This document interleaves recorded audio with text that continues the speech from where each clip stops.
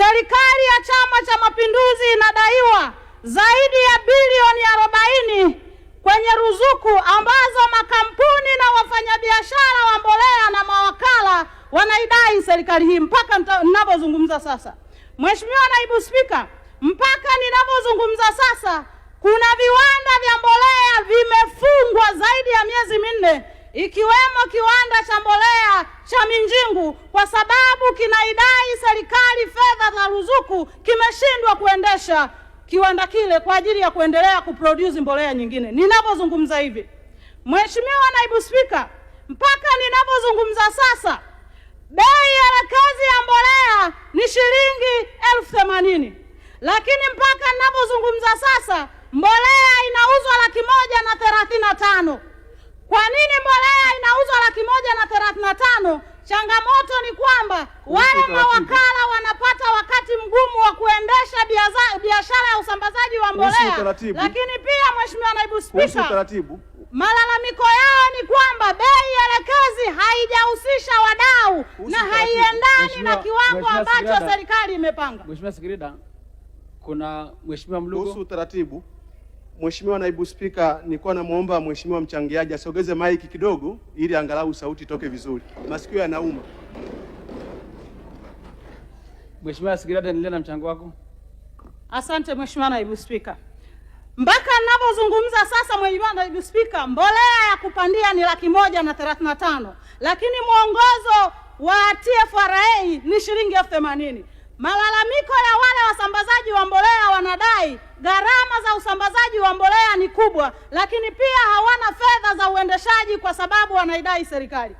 Lakini jambo jingine Mheshimiwa Naibu Spika, migogoro kati ya wawekezaji na wakulima na wafanyakazi. Mfano mzuri ni mkoa wa Njombe. Mkoa wa Njombe ni miongoni mwa mikoa ambayo kuna zao la chai.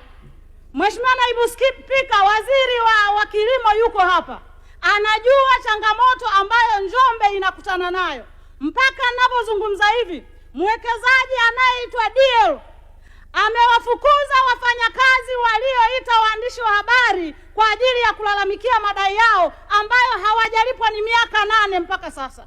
Madai yake amewafukuza kazi wote na ushahidi ninao.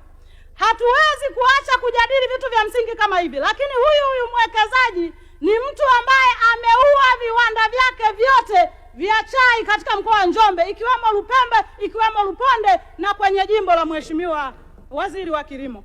Atakuwa shahidi yangu namba 1. Lakini kila anayepambana kuhakikisha jambo hili nimeshangaa sana Mheshimiwa Naibu Spika, leo nilikuwa nasoma mwongozo wa mbolea, nakuta kuna bodi, kuna secretariat za mikoa, za serikali za mitaa. Kwa hiyo kama hizi taasisi zipo na zinalipwa fedha ya wananchi hawa, hii migogoro inakosaje suluhisho? Mgogoro ambao hadi rais mwenyewe alikuja kutoa maelekezo wakati wa kampeni mwaka jana, hakuna anayetekeleza. Kuna nini nyuma ya huyu mwekezaji DL? Mheshimiwa Naibu Spika, amepewa fedha na serikali, amezaminiwa benki ya CRDB, amepeleka kwenye viwanda vyake vya Kenya, vya Njombe vimekufa. Kwa nini serikali inakuwa kimya dhidi ya huyu mwekezaji kama sio na yenyewe iko nyuma?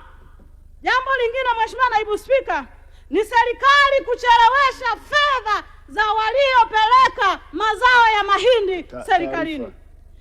NFRA inakusanya mahindi ya wakulima wa nchi hii, lakini hii NFRA inakaa zaidi ya miaka 2, mwaka 1.5 haijawalipa.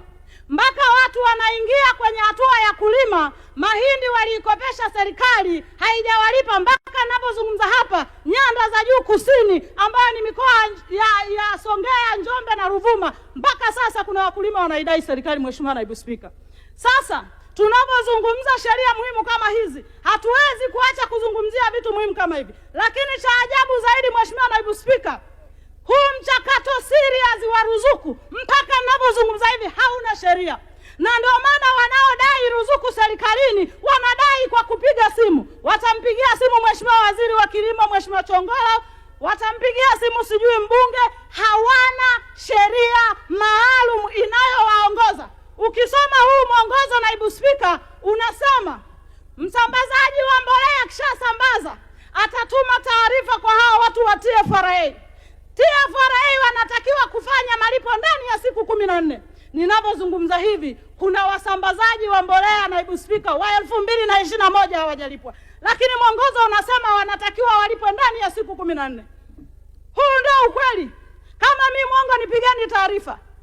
Naendelea, Mheshimiwa Naibu Spika.